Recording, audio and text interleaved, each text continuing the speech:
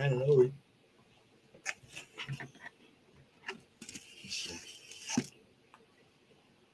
We'll have some up.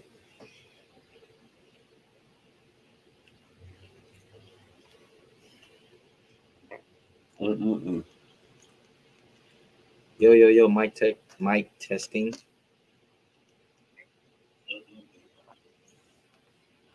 Yo, mic testing. Yeah, I'm good. We're good. Mic testing. We're good.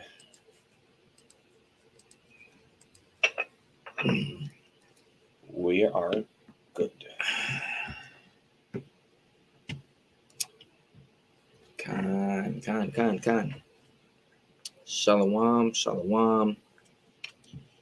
First and foremost, I want to give all praises, all honor, and all glory to the Most High God Yahweh, Ba'Shem Hamashiach Yahushua.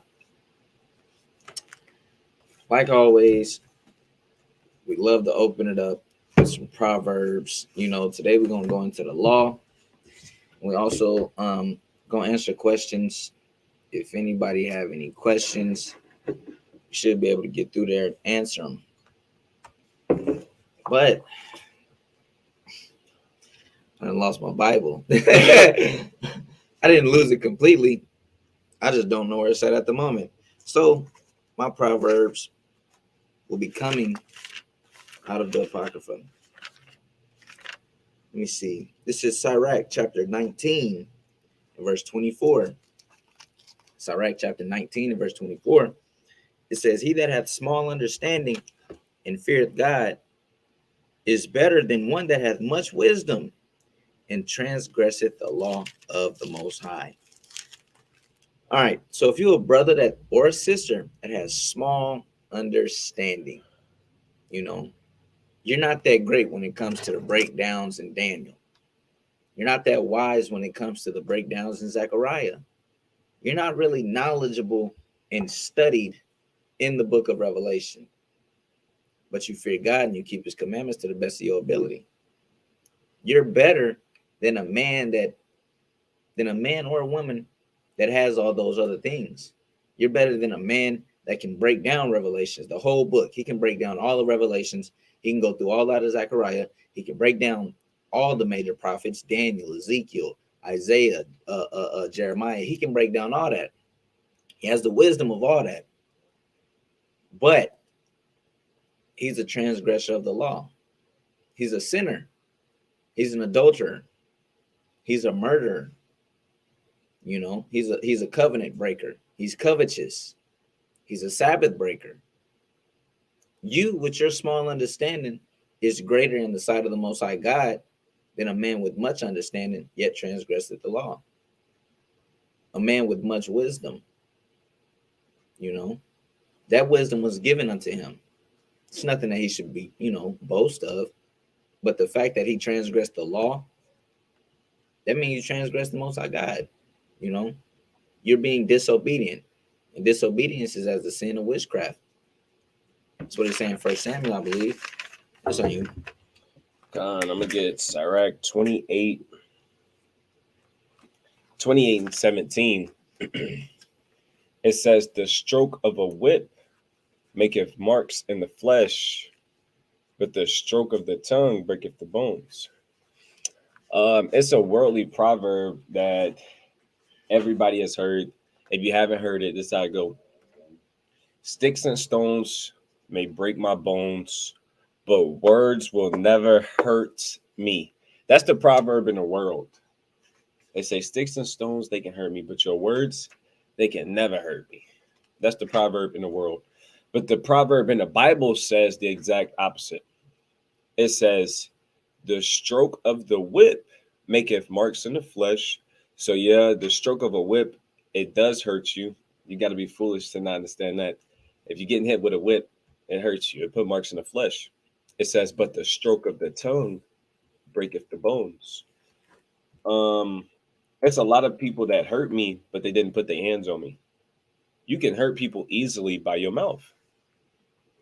It tell you, you see it all throughout the Bible. You can restore people to health with just your words, and you can destroy people mentally and belittle them and make them feel worthless with your words. And you know, the Bible says that it can break your bones. It can break you down. Your bones is what strengthen your whole it keeps all of your organs safe. You know, your rib cage, it protects all your organs. Your bones is needed to it's a fundamental building block of your body. It's the foundation of the body. There we go. You know, so my point is words do hurt people. You know, you can be strong all you want, but if I say the right thing at the wrong time, or the wrong thing at the wrong time, hey, or the right thing at the right time, it can definitely affect you. It's on you.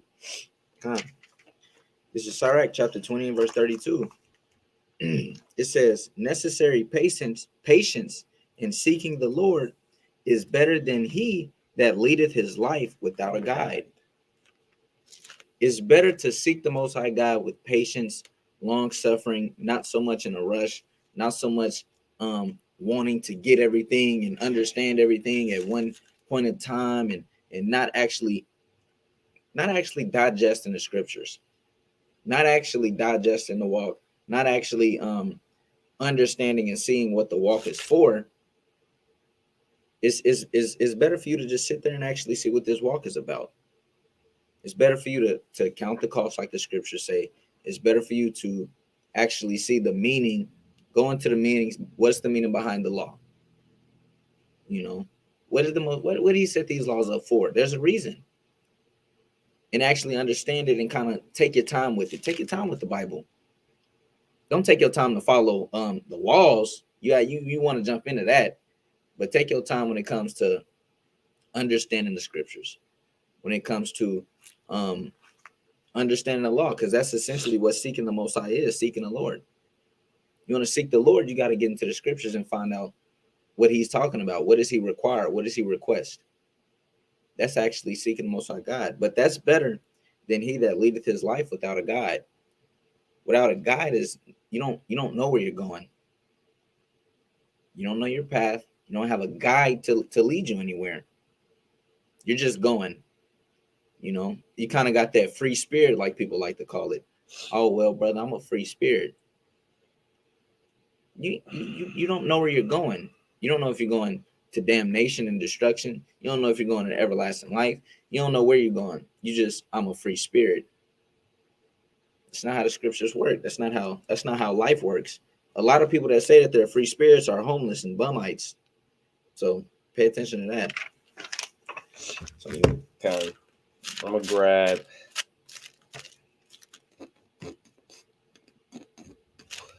Let's grab one about women.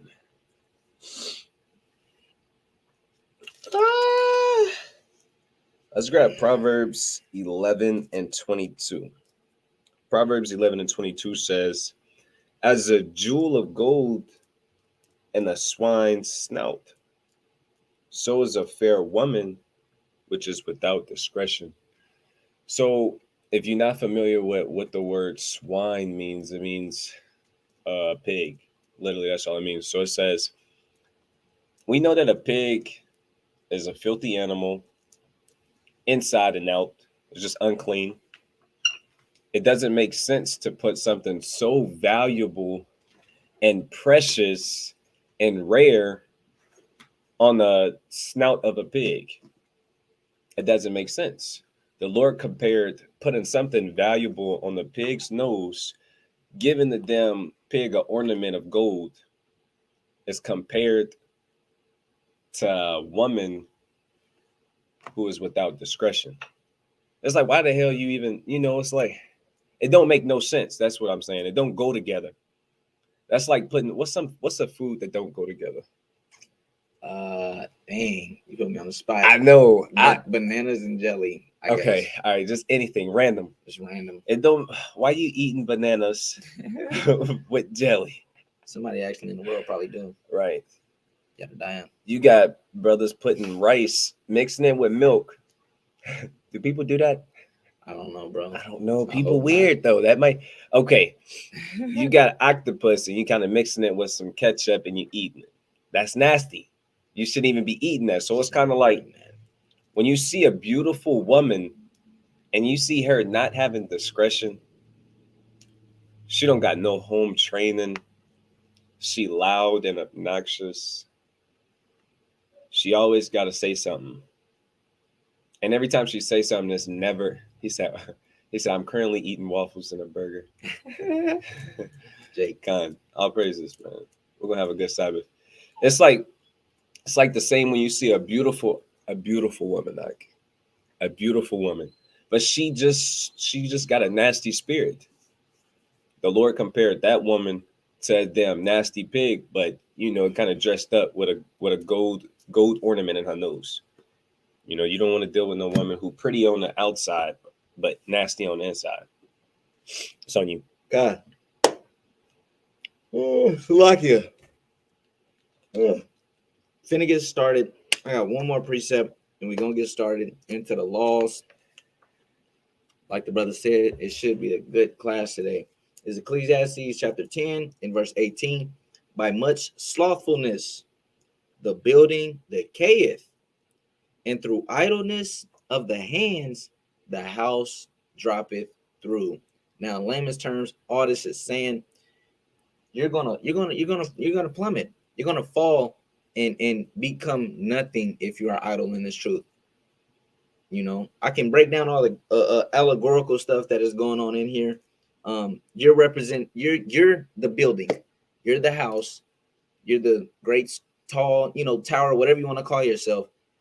But idleness of the hands and through much slothfulness, if you don't take care of certain things, if you don't go to the house and furnish up on some things and work on this and work on that, through much idleness, the building decayeth and the house falleth through. It's a lot of brothers. Get him out of there. It's a lot of brothers. It's a lot of sisters that don't think they got to do no work. They think they don't have to do any work. Satan tried to hop on early. Satan tried to hop on early. Most definitely. It's all good though. He would never show his face in the streets or nothing. He got a lot of time on his hands. He got a lot of time on his hands, to create what that you was kind of talking account. about? Idleness. The building decayeth. The building decayeth. And that brother was destroyed, or sister. I don't know who the hell it was, but they destroyed. They ain't gonna make it. Not like that. They ain't gonna make it. So that's some weird fruit right there. That's a weird flex. If that was his flex, that's weird, buddy. Whatever though. Yep. Ain't got nothing to do with us. Let's get into it. We'll go over some laws, man, like usual. Per usual. Let me pull up your screen. Ooh. There it is. Boom. God. Yeah. All right. Love and brotherhood. We always make a disclaimer and talk about certain things before we go over the laws. Yes, you have to keep the law. There is no ifs, ands, or buts. You're not going to go in the New Testament and see a verse that's saying don't keep the law or you don't have to keep the law. It's not there. It's not what that's going over. Okay? You got to keep the law. Point blank, period. Man, the law was literally set up for our benefit to structure our people in a righteous way. What's the phrase you always use? To govern our people? Yeah, the law was used to govern our people. If we didn't have no laws, which a lot of people want to do away with the laws, this is a classic topic. People want to do away with the laws. And we literally got to always go over this because it's literally got a stronghold on our people. And Satan constantly uses this avenue. So we got to constantly tear this bridge down so Satan can't go to and fro this way. He got to go some other way. The laws are still intact. They're still in place. You got to keep the laws, bro. Ain't no way around it. You got to get in order, bro. That's a big problem too. Brothers just don't want no order. Brothers don't want to follow no orders. Brothers can't fathom someone being above them, knowing more than them, putting them up on game or telling them, hey, I need you over here. Brothers don't like that. And that's really major because Matthew the 18th chapter, Christ told you who the greatest in the kingdom of heaven is going to be. And he literally said it's going to be the ones who humble themselves and become as a little child. Mhm. That's what Matthew the 18th chapter is going. I can't say 18th for some reason. But that's what Matthew the 18th chapter is going over. Humility. You can read about that in First Peter chapter 5. We got to be subject one to another. And that's a big problem for our brothers. That's why they don't want to deal with the law, because you subject to something. You got to listen to somebody, you know. Can't obey that flesh no more. You know, brothers, the scriptures, and I love to go to it. Hebrews 11:24, talking about Moses, but it says that he would rather suffer affliction with his people rather than to live in the pleasures of sin for a season. Sin is real pleasurable to the flesh. Everybody knows this. Everybody knows that. It's real pleasurable to the flesh. So when you come in and you tell people that you have to stop eating pork, you're telling adults this. You're not telling, 9 times out of 10, you're not telling a child to keep the commandments. Unless you're on the highways and byways, you can. But, in our everyday lives, you're trying to tell like your brother, your sister, your father, your mother, keep the commandments. You can't eat pork. You got to stop smoking. You got to stop doing this. You got to stop doing that. And they're going to look at you and be like, well, I've been doing this since before you was here. Mm-hmm. I've been doing this way before you was here. What are you talking about? It ain't killed me yet. This make me feel good. I've been eating pork and it tastes good. I'm not gonna stop now. Yeah. So is sin is pleasurable to the flesh. Everybody knows that, and that's really why nobody wants to. That's why nobody wants to get down with it. Nobody wants to get down with laws. Captain the Bar dropped the precept. It says, but it shall not, Matthew 20:26, but it shall not be so among you, but whosoever will be great among you, let him be your minister, and whosoever will be chief among you, let him be your servant. So that's going into humility. That's beautiful. That's beautiful. Mm-hmm. You have to put yourself at a servant level. That's what Christ did. Christ was the greatest person to ever walk the earth. He didn't hit the scene with a crown. He didn't hit the scene dressed in scarlet. That's not how he hit the scene. He started his ministry walking. I just had a thought. Go ahead. Christ hit the scene and he literally was serving his people. Mm-hmm. It made me think about how a lot of people, they kind of try and downplay and minimize Moses because of the law, and they don't want to do it. So they kind of try and got it out for Moses to try and turn him into a demon. They try and make Moses look like a bad guy. But if you read what was the accounts of what Moses was actually doing, Moses literally served his people. He served his people, literally served his people. Mm-hmm. He even tried to take his own self out of the book of life and tried to put us in his place. That's serving his people. It tell you from the sun up till morning till evening, he was actually judging his people, giving them the understanding of the law, trying to get them to the promised land, trying to show them what the law is really about, but our people wouldn't listen. He was serving, and he was the greatest. He was the greatest at the time. That's a fact. That's a fact. So, let's get into it. Love and brotherhood.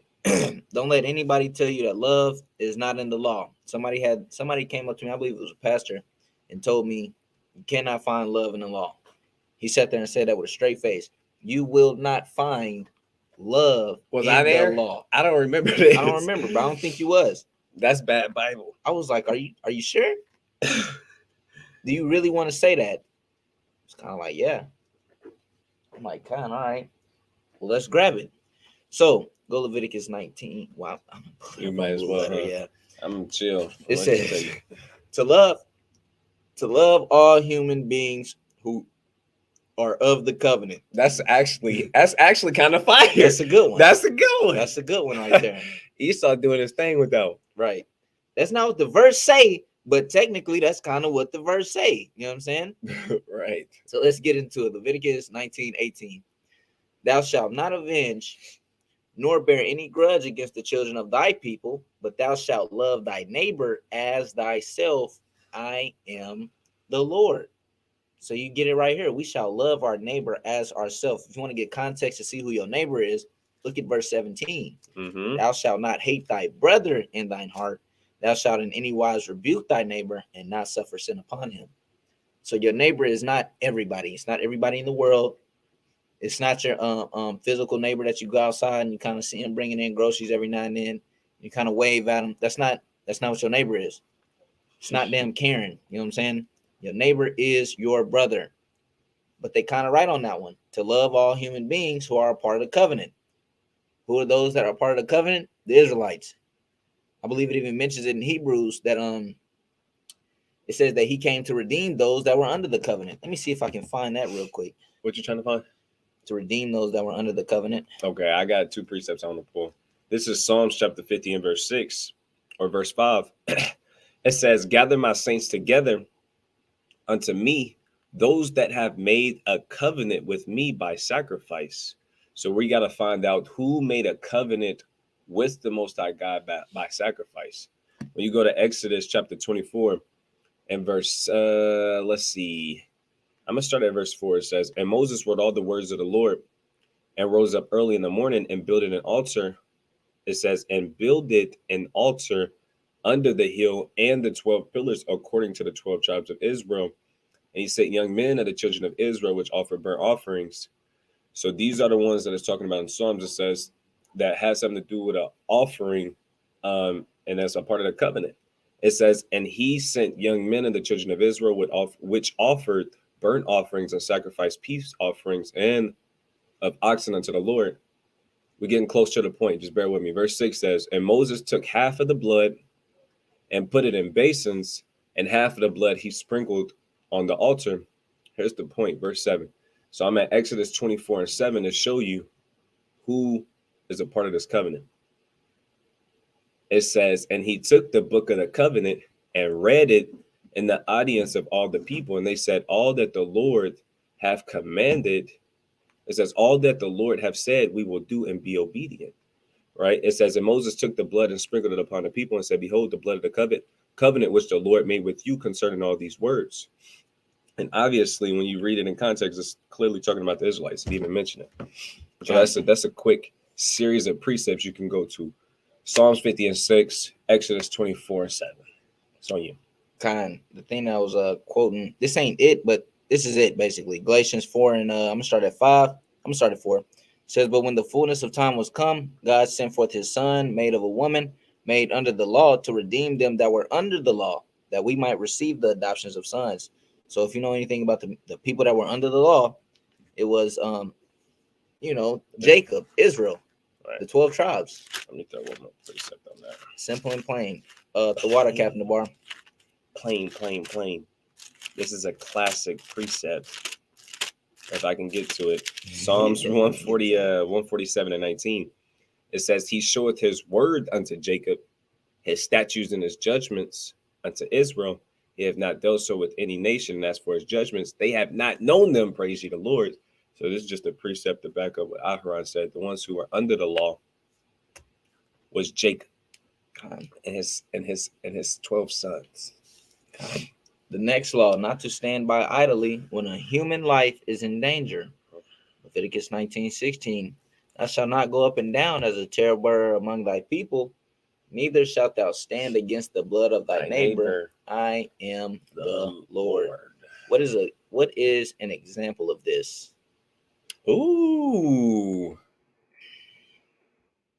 Cool, ain't it? Yeah. Yeah. You kind of skillful with the word. Nah, I ain't all that skillful. Let me see. Surely I'm a brutish man. You looking for the Taskmaster? Yeah. Next chapter.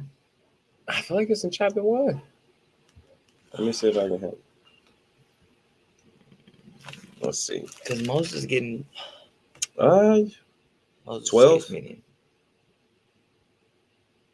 and 13. You kind of read that one there. No, it's 2 and 12. 1 and 11 is a good one. Well, let's say taskmasters afflict them with their burdens. But what you got? I'm looking for where he was smoking. I didn't know you was looking for that one. He said I didn't know he was looking for that one. Kind I of got you. example of that That's perfect right there. is Exodus. This is the precept I quoted earlier. Refuse to be called, boom, boom, boom. Then you look at the next verse.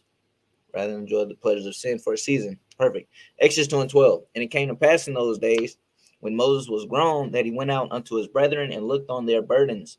And he spied an Egyptian smiting an Hebrew, one of his brethren. And he looked this way and that way. And when he saw that there was no man, he slew the Egyptian and hid him in the sand. Put him in the dirt. Right. So, Moses wasn't dealing with that. He was in the spirit. Moses wasn't dealing with, he didn't stand idly. He wasn't, my brother. He wasn't dealing with that. Hey, I heard a yoked him song. up. I don't know who showed me the song or where the song come from. It says he was rapping, he was spitting, but he was like, even Moses had to kill one. Right. You know what I'm talking about? Mm-hmm. Even Moses had to kill one. Even Moses had to kill one. Hey, and Moses, in the Christian world, Moses is looked at as wrong for doing that. In the Christian world, Moses is looked at as wrong for doing that, but we see right here in the law, it was lawful. It was lawful whole time. That's a go. That's green light. Whole time. They was like Moses was a murderer. Moses wasn't a murderer. I don't see that. I don't see where he's sinned in that occasion, to be honest. That's because they don't got the understanding of the law. That's basically it right there. They don't got the understanding, They couldn't see behind his veil. They couldn't see behind his veil. God, you don't understand. And guess what? That's going back to love. That's why that law is there. Esau doing a good job with these tonight. they do it. They on point. Man, when we go through these, we be scratching our head like, bro, what is you on? Hey, Shalom. Soji Yadadaya, Shalom. God. So this is going back to love. Let me grab a quick precept real quick, because a lot of people, they think the law is bad. No, you breaking the law is bad.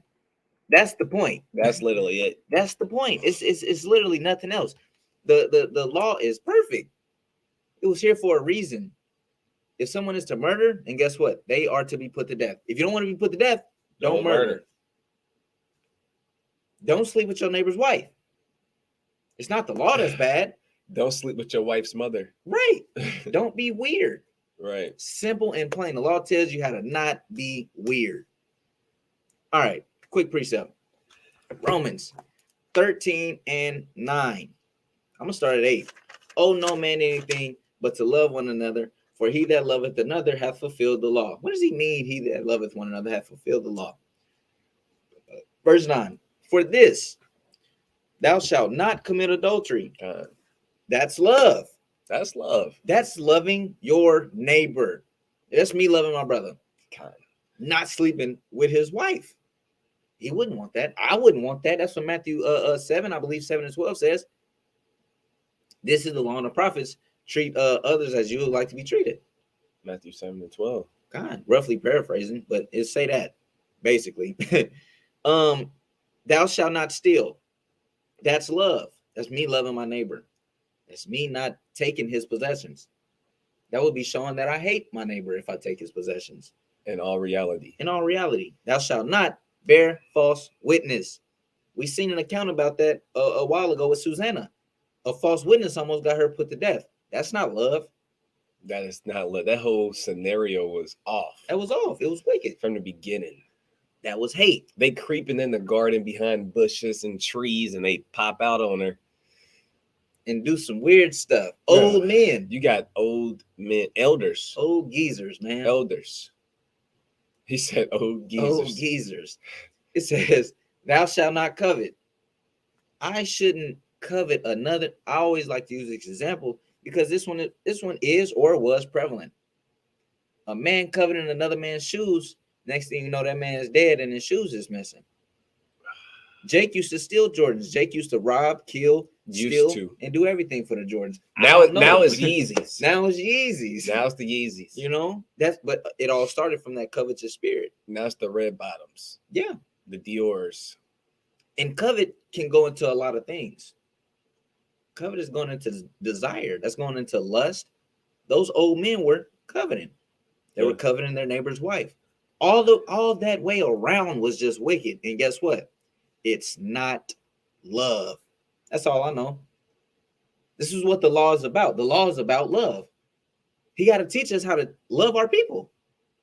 Literally. He has to teach us that. That's all that's being done. That's all that's going on in here. This is how you love. First off, this is how you love me, and this is how you love your people. Simple and plain. And God put them things together so you can understand it. Easy. If you want to love, if you want to show your faith and you want to show that you love me, do this. And while you're doing that, you're going to be loving your people. You're going to be loving yourself. The Lord put it, I mean, it's plain. I mean, Yahweh is a master teacher because you can learn from anything. And I say thing. It don't always got to be a person. You can learn from anything. That's crazy right there. Mm-hmm. Hey. So I get. Damn. So I get. But these specific laws are going into how do you love your neighbor. A lot of other laws that we went over is going into how to love your neighbor. Now, when you get into the feast days, that's showing that you love God. Of course, off tops, loving your neighbor is showing that you love God. Off tops. But there's specific things that God requires. Specific things, like the Day of Atonement. That's showing you love God. On these two things hang all the law. Love God, and the second one, right next to it, two of the greatest commandments, love thy neighbor. Easy and plain. I'm gonna finish this one out. And if there be any other commandment,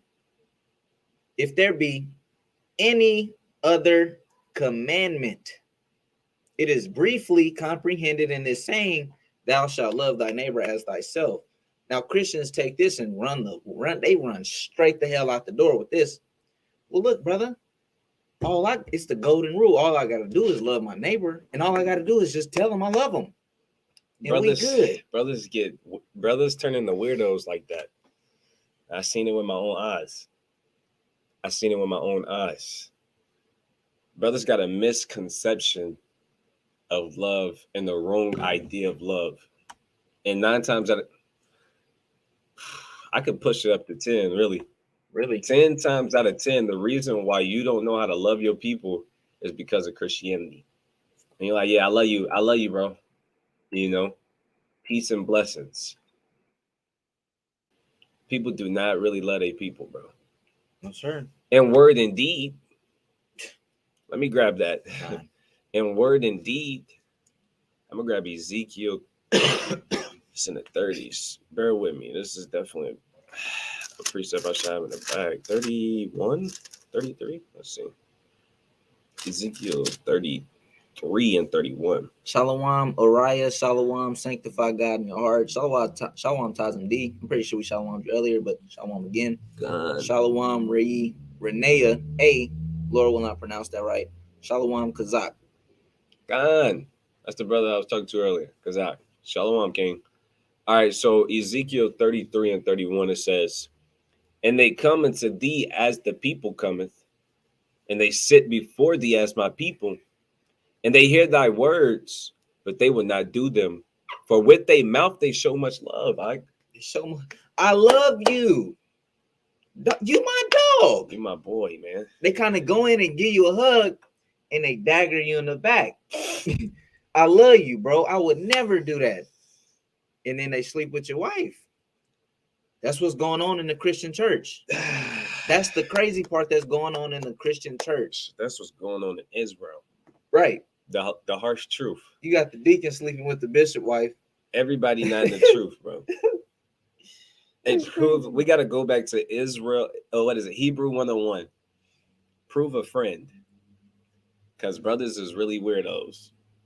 It says, for with their mouth they show much love, but their heart goeth after their covetousness. And deep down, the brother, he acting like he your brother, but he really wants your wife. That's how brothers really be moving. It says, and lo, thou art unto them as a very lovely song of one of them that have a pleasant voice and can play well on an instrument, for they hear thy words, but they do them not. It says, and when this cometh to pass, lo, it will come, then shall they know that a prophet had been among them. I want to grab another precept in Sirach about brothers snaking people. And the Lord hate nothing more than this. This is Sirach chapter 27. And I'm gonna start at verse. Man, this is hot. I'm gonna start at verse 21, I guess. All right, I'm gonna start at Sirach 27 and 21. Pay attention, because this is really prevalent. This is prevalent. Sirach 27 and 21. As for a wound, it may be bound up. That's plain. If it's not plain, you get a cut on your arm, a wound can be healed. A cut can be healed. You know, people, I got a big old gash in my eye. I got stitches and it was bound up again. Where you at? I'm at Sirach 27 and 21. You can pull up GNT for me? Mm-hmm. Oh, praises, bro. Finally, you do some work around me. I got to do everything around here, bro. I say that all day, every day around my household. Sirach 21? 27 and 21. There you go. Waiting for it to pop up on the big screen. Brothers is right. Lazy. Bro, I can't do nothing. Being an Israelite is hard, bro, because you got a whole bunch of Pharisees. All right, Sirach chapter 27 and verse 21. Bro, you gonna move this? All praises. You own it through the spirit, man. It says, wounds can be bandaged and insults can be forgiven. That's the truth. You know, brothers offend me, you know, frequently, but I can always forgive them, brothers. It says, but if you betray a confidence, it is hopeless. I don't really like how that's worded. You see what they trying to say with that? But if you, if you betray the confidence of a friend. Okay, that makes sense now. It took a second. It says, but if you betray a confidence, it is hopeless. If Aharon snake me, ooh, boy, it'd be tough, boy. You're going to put me in a salvation bond. Me and Aharon already made a pact. If he do something that far, that off, we already made a pact. He said we already made a pact. We already know what time it is. It says when someone starts winking, Aharon, if Aharon followed the truth, me and Captain DeBar got to go to jump him. He said it out of his own mouth. He got the green light. And here it is on recording. They got the green if light. I go off and I fall out of truth, Captain DeBar and Officer Aharon, they can definitely come knock on my door and kind of pull me outside. It is what it is. His house fell through. You know what I'm saying? And it's a go. That's love. That's to me, that's love. That's what the Bible say. That's tough love. It says when someone starts winking at you, he has something bad in mind, and nothing can stop him from going through with it.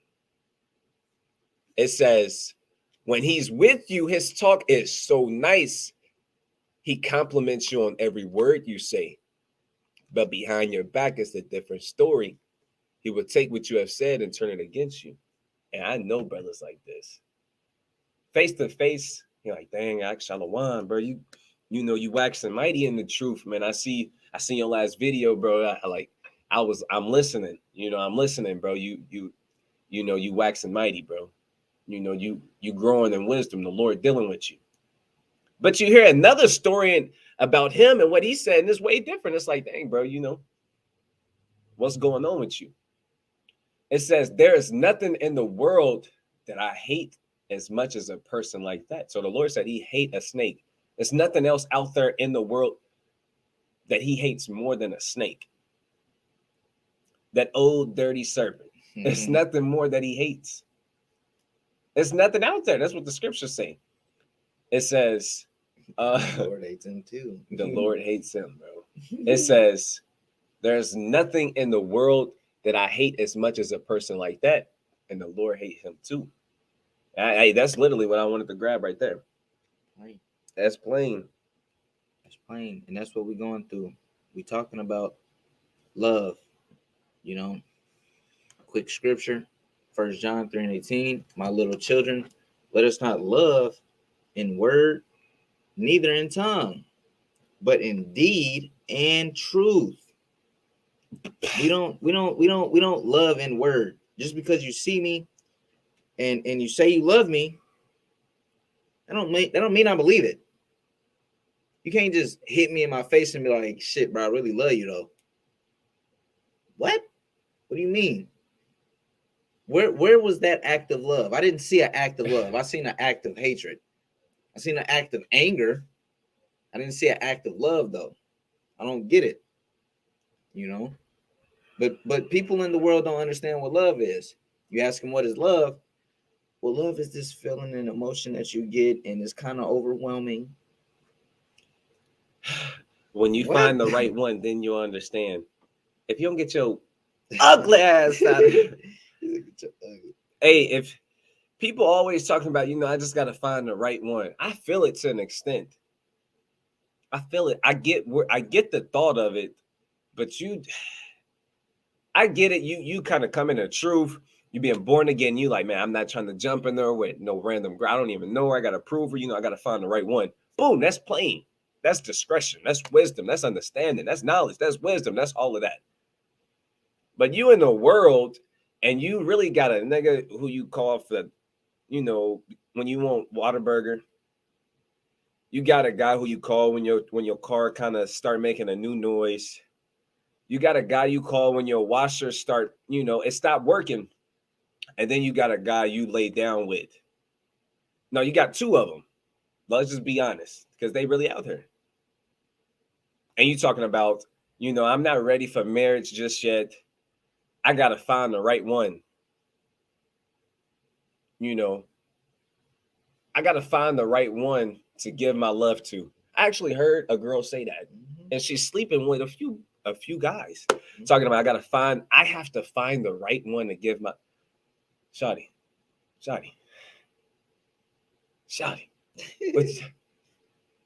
What movie am I thinking of? Do you not hear the words that's coming out of my mouth? What is that? That's Rush Hour? Chris? So. That's Chris. I think. He talking to Jackie Chan. Yeah. Jackie Chan the man. Jackie Chan the man. He hard. Might be Jay. But hey, I'm tired of brothers. Anytime it's a hard heathen, every Israelite gonna he might be Jake. He might be Jake. Every time I think his daddy black, bro. Bro, I'm just saying he might be an Israelite. Anytime. This brother, anytime brothers start talking about fighters, he bring up Bruce Lee and be like, I don't know, he might be Israelite. I heard he was an Israelite. Brother, I'll be honest. Give it up, brother. He's a heathen. Just give it up. I don't know. Give it up. I wouldn't call him a heathen. You start getting on that kind of time. Prove I'm not. Prove I'm not. All right, where we at? Oh, we can get back to it. Love and brotherhood is what we need. It's what Israel need. All right. Something plain. Man. All right. Let me just keep going real quick. Not to wrong anyone in speech. Leviticus 25 and 17. Let's see. Leviticus 25 and 17. Let's see what it says. Hold on. Let me see if that's the one that they actually want. Because I know that's not. I know they got different ones. Let's see what they got in they think. What they trying to say? It says, do not wrong one another. That's what they wanted.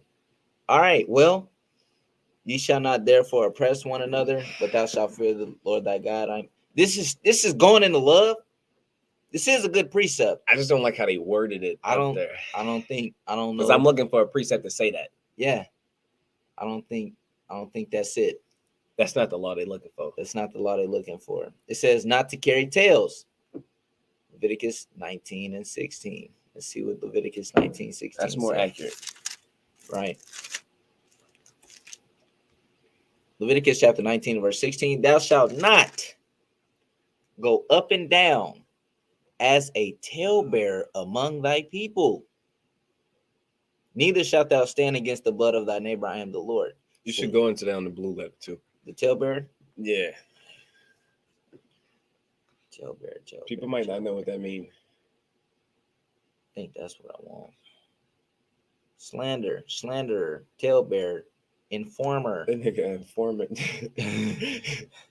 That boy a regal. Jay. Nah, for real though. You don't want to be known as that guy who just always talking trash about somebody, talking down on somebody. Here you go right here. To go about for the sake of slandering. That's a sin. You're only this is all right. Men do this. I understand that. Men do this. But mostly, I'm gonna be honest, it's women. It's women. They kind of go out here and be like, ooh, girl, I don't like her. Or ooh, girl, this. And then when they come to the girl's face, oh, I love your hair. Ah! What do you mean? What are you talking about? What are you getting at? You don't want to go up and down as a tailbearer. I think the Apocrypha speak on that. I don't know where it's at though. I can't even paraphrase it right now. I know. I just know it says something about maybe a man in the city or something like that. No, or everyone hates him in the city. Oh man, that's. Oh, got it. All right, okay, cool. Okay. Sirach 9 and 15. I'm gonna pull it up in the GNT too. Yeah. I'm pull it up in the GNT as well. Yeah. Sirach 9. Hey, yeah, don't sleep on the GNT. Don't sleep on the GNT. Man, well, you might have to start messing with the Bible Hub because this one got too many ads popping up. I know. This one. This ain't what that is, man. All right, I'm reading the King James. It says, this is Sirach 9 and 15. Let thy talk be with the wise. Damn. Is that what you want? Oh, okay, 18. So like you. Someone who speaks rashly and recklessly is feared and hated by everyone in town. And I'm reading the King James. A man of an ill tongue is dangerous in his city, and he that is rash in his talk shall be hated. If you go up and down as a talebearer and you're telling everybody's business and you're just speaking and you're just talking, all with the ill will, all with deceit behind you, it's not good. Nobody's gonna like you. You know, we see this through the world. You don't have friends, and you kind of grow up and you're wondering why you don't have friends and you're hated.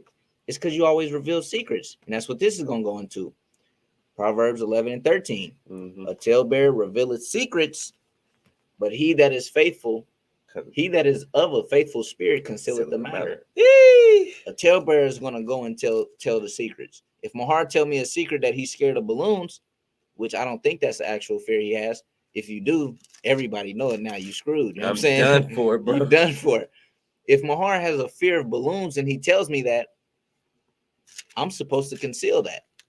He told me that in confidence. And that goes back to the Sirach 27 and 21. Exactly. So I can't go to Captain DeBar and Captain Jeremiah and be like, "Yo, this nigga scared of balloons. Let's all get some balloons and kind of throw it at him," you know? Now, this is just an example, but you don't want to be a talebearer. You don't want to reveal secrets. You don't want to go throughout the city slandering names, slandering people, telling. You don't want to do that. That's against the law. That's a sin. That's hating your brother. That's hating your neighbor. That's not an act of love. Everybody knows this. You're embarrassing your neighbor. You're revealing his secrets. You're making them shame. You making them naked amongst the people. Hey, and a lot of times people go about backbiting and talking crazy and being a busybody and just being this person sowing discord and adding more fuel to the fire, heaping coals on the fire, when in all reality, that's not the case. Captain DeBar said, where it go? Call him a heathen though. So Captain DeBar I hope he don't think Bruce Lee actually an Israelite. Brother, stop. What it say? Jewish fables. With me. Where y'all die at, man, when I need them? Brothers. Even your daddy-in-law believe that. That's crazy. Your daddy-in-law definitely believe that. Being weird. Brothers is weird. Let me grab this precept though. Brothers is weird. All right. Proverbs 16 and 28. It says, a froward man soweth strife, and the whisperer separateth chief friends. A wicked man, he's gonna sow strife, and there's gonna be contentions, and he adding more fuel to the damn fire. And that's how I can hit Aharon in his jaw and we still be friends. On the highest key, he might have deserved it. I'm for real. I might be able to get I might try it one day. I better deserve it. That's all I'm gonna say. I better deserve it. What do you say? Make it. That's a joke. You can laugh. Anyways, but it says when you whispering secrets to another person, that's how you separate chief. That's how y'all was like this. Y'all was tight. But them things can be undone when you start being a busybody, a backbiter. You gossiping. I know men have an easier time with this. It's still prevalent and relevant in our nation when it comes to men, but I see more of it I see it on a larger scale when it comes to women. You know, it just be like that. That's a spirit going around. When men talk, they just be talking about bullshit, you know? Well, I can't say that. Brothers be talking about the scriptures now and the truth. Brothers be talking about the scriptures. Jokes even be centered around the truth. I mean, brothers be literally trying to get to another level when it comes to this, you know, lacing each other up so we have better discernment, you know, experiences, you know. We really be, or at least that's how our conversation is now that we come to the truth, especially with Captain DeBar, be some mighty conversations. That brother ugly, but he got a lot of wisdom. Same thing with him. He think he's just the prettiest light-skinned brother ever out there, but you know, I'm only cool with him because he kind of know what he talk about on Tuesdays. And stuff. You catch Aharon on a Tuesday while he working, while he like on the shift on the clock, he'll get you in the spirit. He'll get you in the spirit. But kind of it's on you. It's on you. You know, I can't give a compliment without talking a little trash. I just something in my spirit won't let me do it. That's that Jake. That's Jake. That's how you know I know. So I don't think Bruce Lee was doing that. The way Jake love is show hate. To mask it and hate. To mask it and hate. I'm your biggest fan. Right. If you step out clean, your homeboy gonna say the first thing you gonna say, like, nigga, you think you clean? Ugly ass. You think you clean? Them baby dreads. That's how you know you clean. That's how you know you clean. You gotta understand the salt, boy. He said you gotta understand the salt. Our people so toxic. All right. It says not to cherish hatred in one's heart. Leviticus 19:17. Thou shalt not hate thy brother in thine heart. This was already here in the law. Damn, this is already here in the law. That's a beautiful, beautiful, beautiful scripture. God. Hey, brother's not moving that kind of spirit. Nah, brother's really not. And when Christ hit the scene, he had already told you. When you hate your brother in your heart, you commit murder. You killed them. Why is that? You know, you already going off right here. Thou shalt not hate thy brother in thy heart. You already in sin. But when you meditate on that, it's called premeditated murder, I believe. When you meditate on that and you think about it, I really do hate this nigga. And you kind of nurture it, you kind of go water it. You water it. You meditate on all the things you want to do. Then you start meditating on the things that you're gonna do to your brother. Then you killed them. Now you acted it out. When the law told you not to hate your brother in your heart, in your mind. I got 1 John 3:15. Okay. It says, whosoever hateth his brother is a murderer. And ye know that no murderer hath eternal life abiding in him. If you hate your brother in your heart, you a murderer and you don't have eternal life. You don't get the kingdom. The kingdom's not for you. You didn't understand this law. You didn't read this law and take it into account. Damn, maybe I shouldn't hate my brother. The scriptures already told us. David already told us even the thought of foolishness is sin. And this is a foolish ass thought. Solomon. Hating your brother in your heart. That's a no-go. Hey, no. Like that's been here. But when Christ hit the scene, he made it more clear. You know, he made the things that was black and white, he made them transparent, so you can literally see it. Like this is Proverbs. I got this memorized. Proverbs 24:9, I think. Yeah. Okay. Proverbs 24:9. It says, "The thought of foolishness is sin, and the scorner is an abomination to men." This right here might not make sense. It might not ever made sense to a lot of people until Yahushua hit the scene. Now it's plain. Now it makes sense. That's plain. It says, "Is annoyance or anger hate, or is hate doesn't go away, or is hate doesn't go away." I kind of see what you're saying. Hey, House of Aharon on fire. She said Christ gave us them goggles, Right. them spiritual glasses. Now we can see plain. That's real though. All right, so no, there's scriptures in the Bible. Like I'm gonna grab it instead of talking about it. You got precept? I'm gonna answer dude above his question. All right, well we could do it in order. Then you can grab that one first. I mean, ain't really nothing to grab. Okay. T2020. Will there be more people in the kingdom than 144,000? Yes, absolutely. You got the 144,000, and they are in the I'm looking at this one. They are in the 1/3. You know, so you got the 2/3. They're gonna get destroyed. They done. Then you got the 1/3, and then amongst them, which are even holier, is the 144K. The 144,000 from each tribe of the 1/3 that made it. So you will have more people in the kingdom. Also, we got slaves. So right. That's that. That go. That's that. They not gonna be enjoying the kingdom. Not how we will. No, not how we will. They're not gonna be who we are, but I mean, scriptures tell you, prophecy tell you in Isaiah, the latter chapters, that tell you they're gonna build up our walls. Right. They're gonna be ministering unto us. That means they're gonna be aiding us. They're gonna be bowing down to us. They're gonna be in subjection to us. I'm gonna grab this precept for you, King. Who asked that question? It's a good question.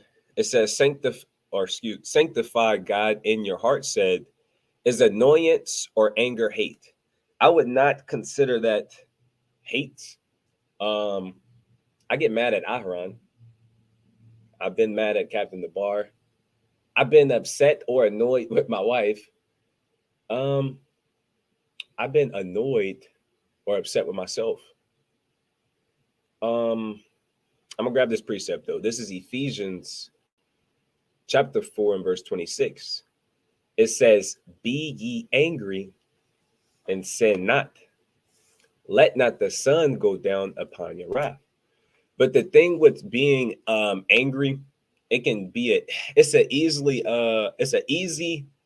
can turn into hate. It can easily turn into hate. And we know that hating your brother is a sin. It's an easy avenue to get to that.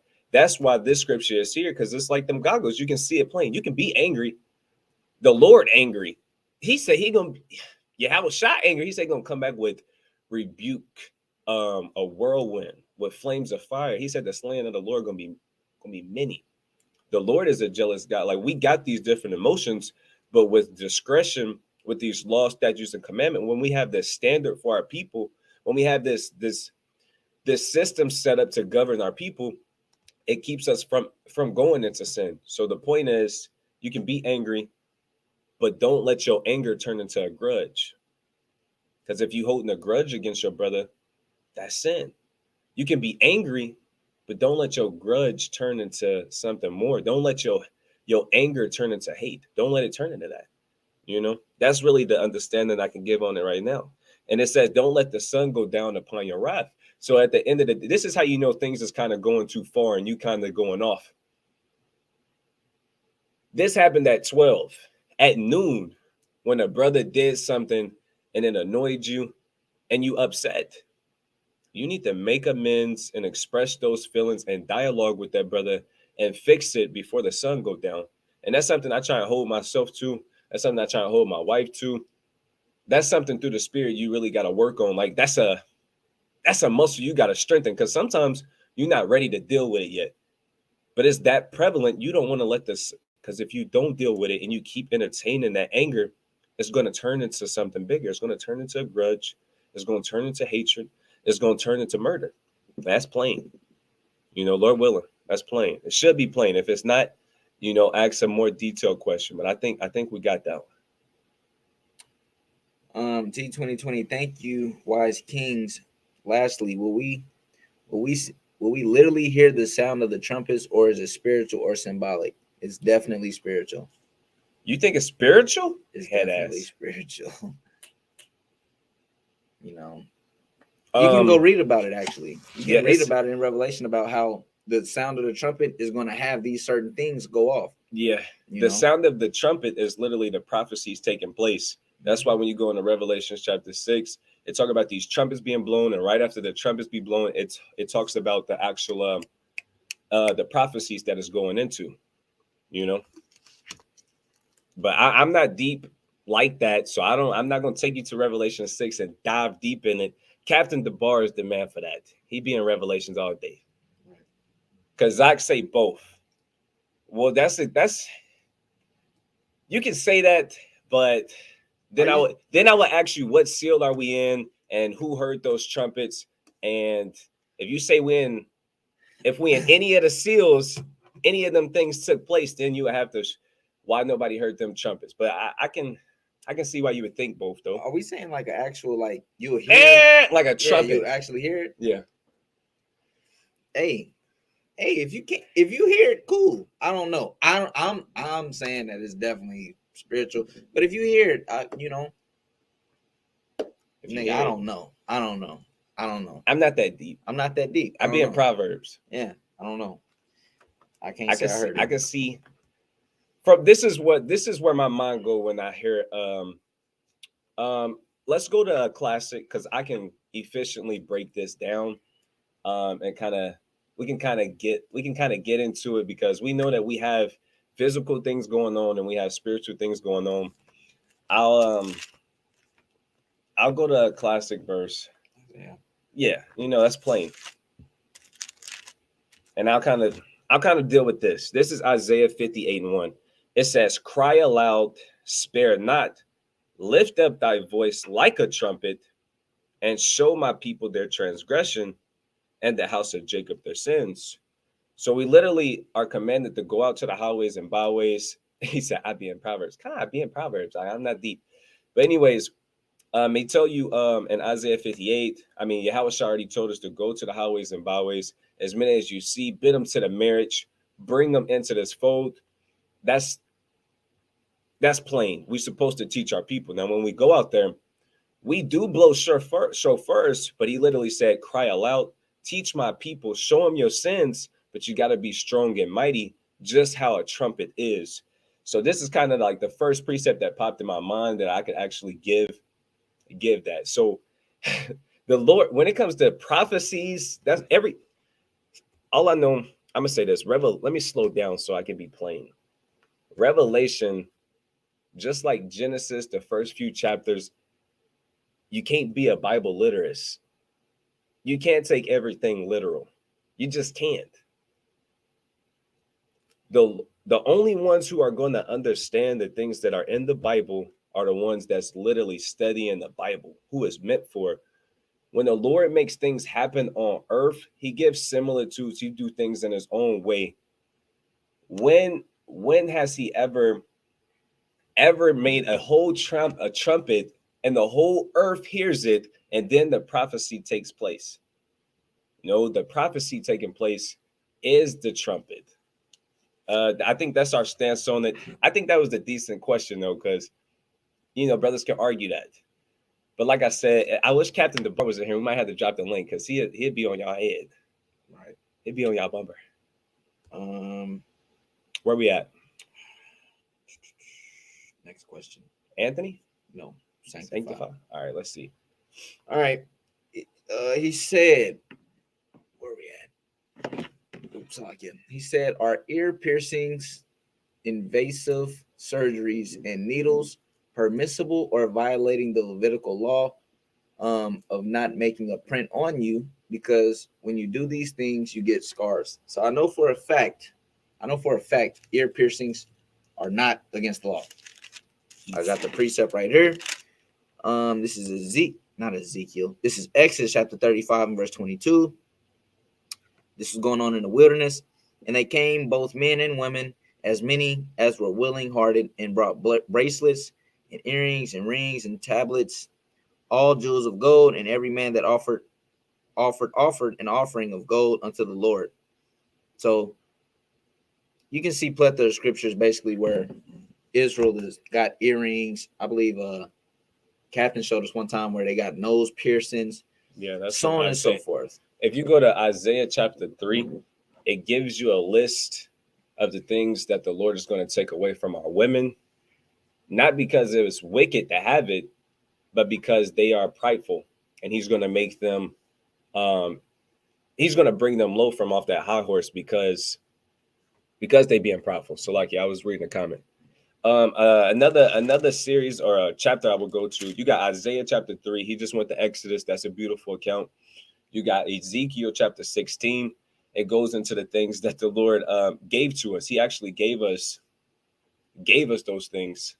Let's see where I want to be though. I want to get it kind of quick though, because it's a lot going on in Ezekiel 16. Let's see if I can find it real quick.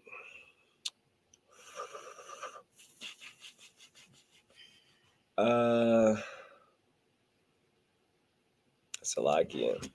It's a big chapter. There's 63 verses in here, and it's been a minute.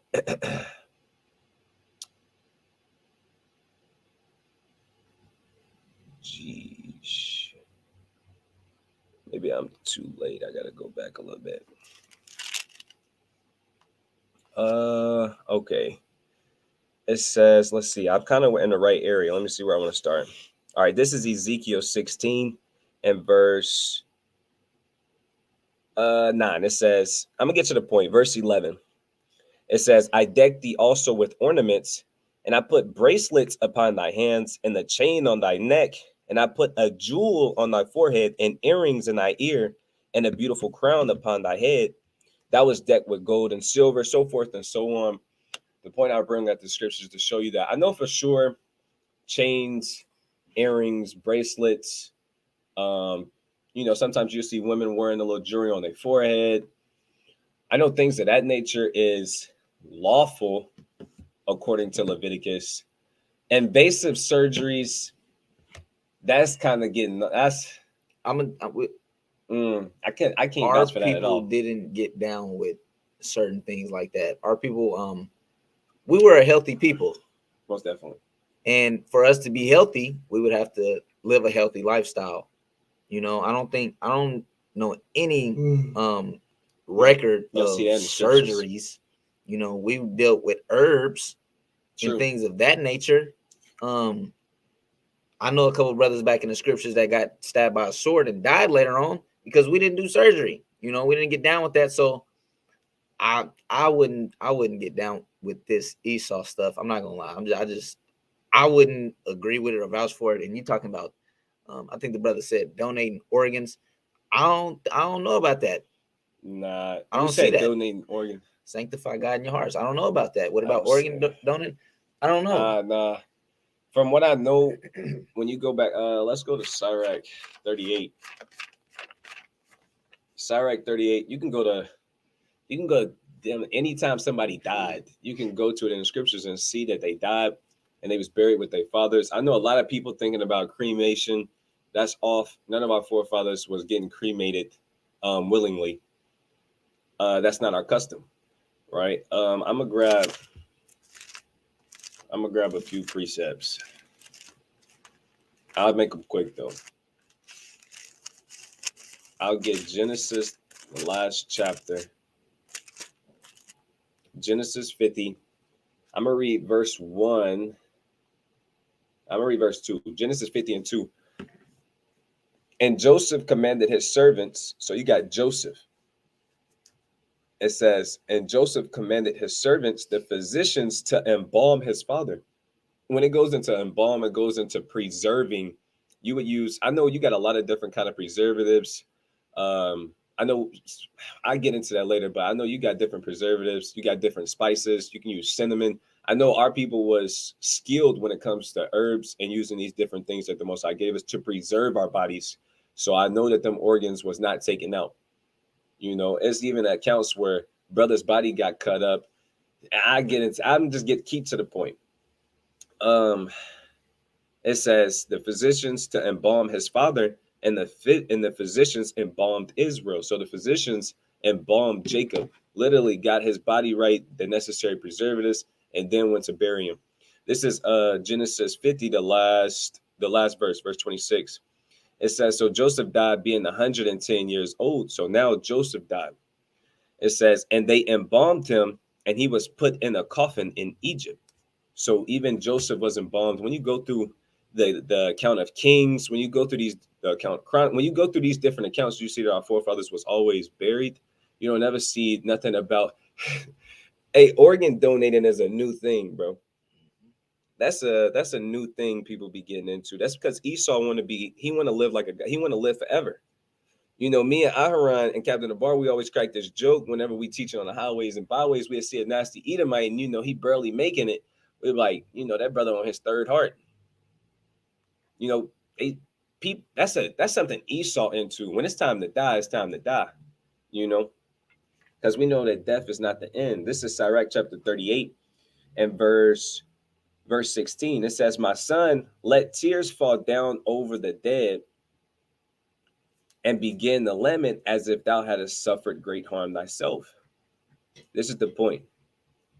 Can you give me one precept? It's like with Lazarus. John 11 and like 43. All right, here's the point. It says, and then cover his body according to the custom and neglect not his burial. The scripture right here says we would cover our forefathers' bodies according to the custom and we would bury him. We would cover his body up and then bury him. We would embalm him to preserve his body and preserve them bones. That's what we would do. Can you bring that out real quick? This is John chapter 11 and verse 43. Mm-hmm. And when he thus has spoken, he cried with a loud voice, Lazarus, come forth. And he that was dead came forth, bound hand and foot with grave clothes. He said he had what on? Grave clothes. Lazarus was bound hand and foot with grave clothes on. That was one of the things we would, people kind of take it and make it spooky with the damn mummies and shit. But our people was embalmed with different spices and preservatives, and they was wrapped up in grave clothes to preserve themselves, But that's what the scriptures say. Where we at? Is there any more questions? Taz empty. I can't see. You gotta scroll up. Okay. This one? Mm-hmm. I think that was the latest one. Taz empty says, did you guys struggle with the truth in the beginning? And how long did it take for you to accept the truth and start doing commandments? And what actually brought you to start? All right, brother. That's we can get into it. I'm gonna try to make mine a little short. I came into the truth primarily through Mahar. In the beginning, I did struggle with it a little bit because the first 2 or 3 times that the truth was like came to me, I didn't accept it. It took a lot of sit downs and a lot of talking tos and a lot of going through the scriptures. I never was scared to just sit down and go through the scriptures, but I didn't have no understanding on anything. How long did it start for me to keep the commandments? I mean, it didn't really take long. If we're talking about fringes, I, of course, I had to, wait to get fringes and buy fringes and so on and so forth. But to keep commandments, the ones that I was shown, it didn't really take that long for me to keep commandments and start doing what I needed to do, off the back. But yeah, I remember the first time I told Aharon and showed him in the Bible, Leviticus chapter 11 and verse 7, where you can't eat pork. Like, he took that well. He was like, yeah, I don't really even like pork like that anyway, He was on that kind of time. I think Aharon's transition to the truth, it was a lot smoother. When you compare it to some of the other brothers, or if I compare it to myself, he wasn't attached to the world as much as a lot of other brothers. So it was like, I always say this to Aharon. He don't agree with it. I always say, even when he was in the world, he wasn't in the world. That's what I always say to him. He always be like, nah, nigga, I was wicked. I'm like, you was wicked, but you wasn't in the world how I was. I was in the world. I would say I definitely struggled with the truth in the beginning. It took me when I first heard the truth, I knew it was the way, and I knew it was the truth. I knew hands down. I was like, brothers that's bringing the Bible out, it's plain. It makes sense. Ain't nothing ever made as much sense as when I heard a brother bring the word out. It was plain. I remember the first time I actually heard the word, I was too young to really make moves. I was actually with Aharon. I was probably we was probably in like middle school. It's like summertime, going into high school around that time. Maybe a little younger. Hey, was we in middle school when we ran into IUIC in the apartments? I know. I remember. We was too young, but I don't really count that time because I was just too young. But the next time, man, the Lord showed mercy on us again. When I heard the truth, I was fortunate to have a brother show me Naquam. And I was like, oh, snap. Every time Naquam said something, he immediately had, lined them up. And I'm like, I was wicked, but I'm watching the breakdown and I'm like, I'm watching the street teaching. I'm like, there's no way around this. I gotta change. I gotta get right. And what really did it for me was the fear of the Most High God. He said the fear of the Most High God is the beginning of knowledge. That's literally how long it actually took me to really just stop, slanging, stop just being wicked and like really, really focusing in and trying like, all right, it was a few things that happened, but it probably took me, I had just graduated. It was 2018. When I first heard the truth. Well, not the first time, but when I heard it for the second time with Naquam, it was 2018. It was like close to around graduation. It was towards the end of my year. It was like, what was it? January, February, March, April. When you graduate, like May? It was like a little bit before May, a little bit before I graduated. I'm kind of doing my own thing. I'm just now touching the, like, being able to do my own thing. I've been doing my own thing. I can't say that. But anyways, it was around that time I heard the truth from Naquam. And it was probably late 2018, like December 25th, 24th late. So when I say I came in the truth, I basically just say 2019 to make it plain. 2019, that's when I say I come into the truth. That's when I was actually already keeping the Sabbath, wearing fringes, dietary law. I was kind of reading the scriptures, studying the scriptures. That's around the time I start talking to Aharon about the scriptures, because when you bring something to him, it better be solid. So I was building myself up. And that's literally kind of how it happened. But for the most part, it was just fear. I'm like, I'm gonna die if I keep doing this. That's plain. The Bible say don't do that. I've been doing it for a while. I need to beg for mercy because I'm going off. All right, so where we at? There's a question above his. One question above his. Okay. Anthony? Yeah, Anthony 2019. He says, Shalom, brothers. I have a question. I know camps are divided. Is hell literally? So you're asking, is hell literal? Is there a literal hell? I think what you're asking is the way Christianity explains hell, is that real? Hell as a condition? Yes. Hell as Sheol, the grave, the Hebrew word Sheol? Yes. Hell as in the underworld? The underworld where Satan's at, but he had Satan up here and there's fire down there. And everybody go down there, he got a pitchfork. No, that's not a thing. That's a lot of religions actually mixed up. That's Norse mythology, that's Greek mythology, that's Roman mythology, that's Olympus, Christianity, that's underworld, the Catholic Church. You got a whole bunch of, you got a crock pot. You know what a big crock pot is, where you put a whole bunch of different kind of meats. You got stew. You might have some chicken. You might have corn, green beets, and potatoes. But they crackpot is mixed with a little mythology over here. Like you said, Norse, Greek, Babylonian, Roman mythology. You got a little Christianity on top. They throw a little salt in there, a little confusion. They secret weapon, and you mix them all together. That's what's really going on. So no, if you're talking about that hell, no, that is not real. That's a myth. That's literally mythology. It's not biblical. Kind. Where we at? T 2020. About the beard. Okay. Right. Go up a little bit more. Right there. Okay. Kind. T 2020. Is it a sin if your head is bald but you have a full beard, or let your beard grow fully and then just line it? All right. If you're normally bald, there's no sin in that. There's no sin in that. That would be off. This is Leviticus 13 and 40. I remember I sent this to one of the Akim because I was playing around because he's bald, but it's all good. Leviticus 13 and 40. And the man whose hair is falling off his head, he is bald. Yet is he clean? He's clean. Going into because leprosy. Yeah, it was going into leprosy. You know, some men become bald because of leprosy, and they will be unclean.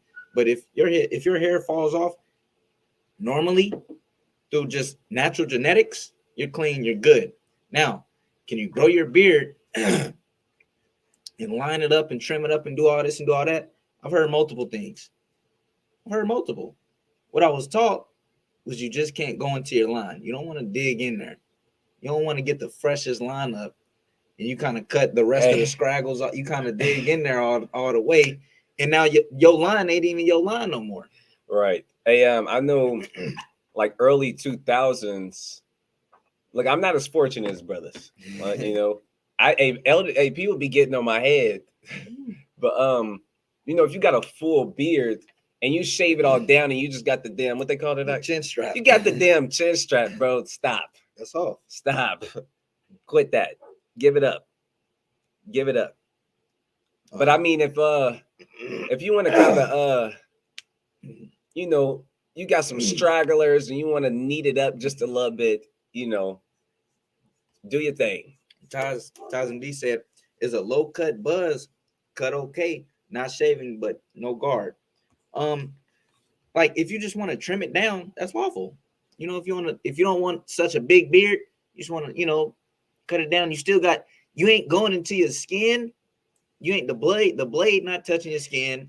You know, you ain't cutting it off to where, you know, you don't want to end up, look, you don't want to see that. That's all I'm getting to. You don't want to see skin and this, that, and the third. You know, you can trim it down, of course. Hey, it's scriptures. King David has some servants and he sent them to go get the Ark of the Covenant because the Philistines had it. And they kind of did them in. They kind of what they do to their pants? Tore the part off with the buttocks out. Yeah, it kind of made them ashamed. And what else they do to make them ashamed? Cut half the beard off. They shaved half of their beard off. So it's everybody. I mean, you ask anybody, you can ask a damn heathenist. You can ask a heathenist. I'm thinking they're gonna give you the same answer. It's mighty when you got that full beard. It's mighty.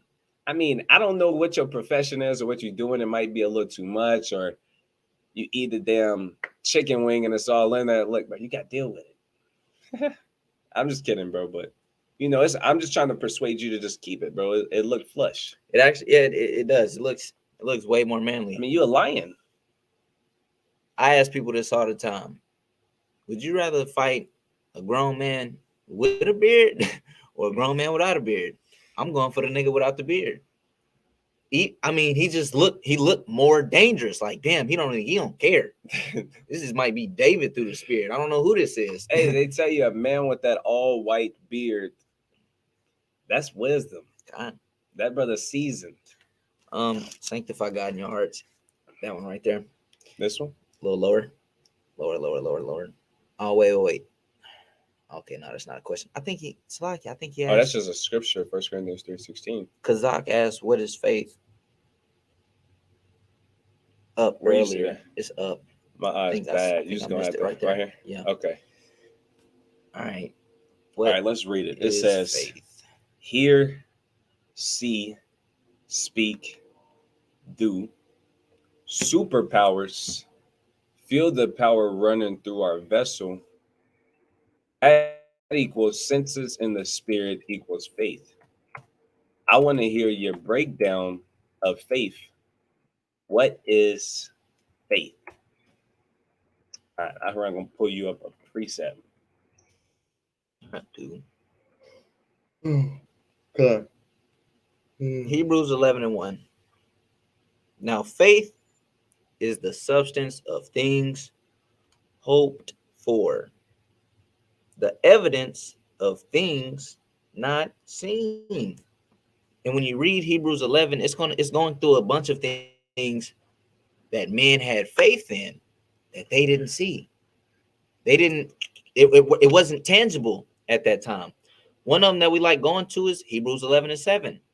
By faith, Noah. I'm going a little quick. Let me go because it said things hope for. Let's go get what hope is. Yeah. Let's get what hope is real quick.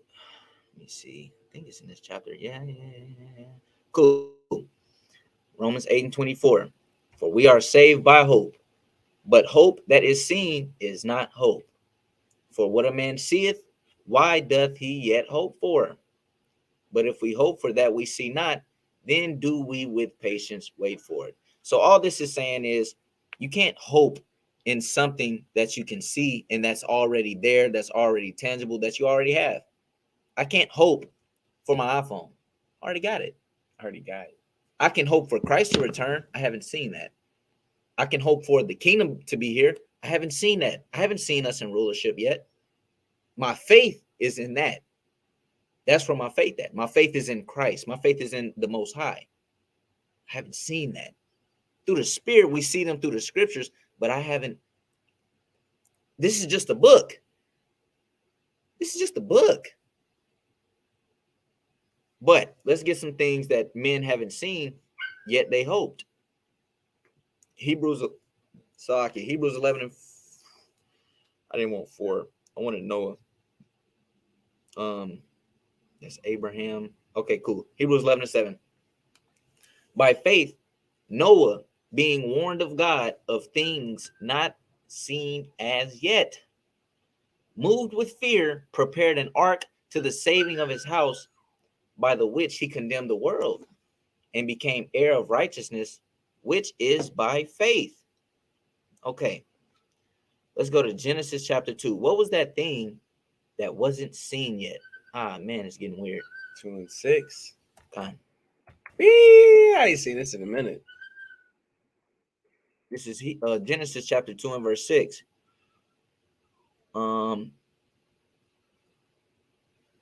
It's 2 and 5. Genesis 2 and 5. And every plant of the field before, this is back in the day. This is back in the beginning. And every plant of the field before it was in the earth, and every herb of the field before it grew, for the Lord God had not caused it to rain upon the earth. And there was not a man to till the ground. So there had not been rain upon the earth, but you have Noah moving through faith and God telling him it's going to rain. Noah's already a couple hundred years old by now. His daddy and his daddy before him, nigga, it ain't rained. Rain, that's a new thing. What are you talking about? Rain. I know water, I know. Right. Mist, I know. Rain. I don't know nothing about no rain, though. So Noah, he walked with God. He was a righteous man. Of course, he probably told people around that time, look, it's going to rain. Shit's finna hit the fan. I need to build this boat. He probably like, look, he not using the word rain. He probably like, it's going to be showers from heaven. Right. It's literally going to be water. It's going to be mist coming down from the heavens, from the firmament. It's going to crack open and water is going to be poured down. Imagine Abraham prophesying and trying to explain that to people who never seen it. It's almost equivalent to us being like, hey, the Lord going to pull up in the UFO and he going to be shooting laser beams and there's going to be nukes hitting America and hitting, I mean, it's going to be all hell going to break loose. That's the equivalent. Christ said that himself. So just imagine a position Noah, and it was just him. He didn't have a camp. I mean, he had his sons, but he was out there by himself. Like, hey, it's gonna be showers of water coming down from up there. You ain't gotta believe me. And you just think about how long it took him to build that ark. It was tall, it was long, it was huge. That wasn't a week, it wasn't a month, it wasn't, but that took time. The Lord tried Abraham. No, I said Abraham. The Lord tried Noah. Tried them. It's back on you though. God. So this is what faith is about. If you want to understand what faith is, read through the scriptures. We have faith that a so-called black man is going to crack the sky open. Right. That's what we believe in. And save us from our enemies. Yeah. We really believe that. We've been slaves here for I don't know how many years. Over 400 years now, I believe. Mm-hmm. And that's what we believe. The people on the bottom, he's going to come and save us. We consider ourselves nobodies. Black people don't even like black people. Yet this black man is going to come and crack the sky and save us. Only us. Yeah. That's what we believe. Through the faith, and that's faith. Things hope for, but not seen. Mm-hmm. In a nutshell. In a nutshell. All right, next question. Sanctify God. Okay. Sanctify God in your heart said, do you consider that calling ancient people simple, when you say ancient people, all right, let me just read it all the way through. It says, do you consider that calling ancient people simple to be a mockery of God? Because if he wanted to, he could have given them today's science and tech if he thought it beneficial. You follow his question? Yeah. All right. Do you consider that calling ancient people simple to be a mockery of God? No.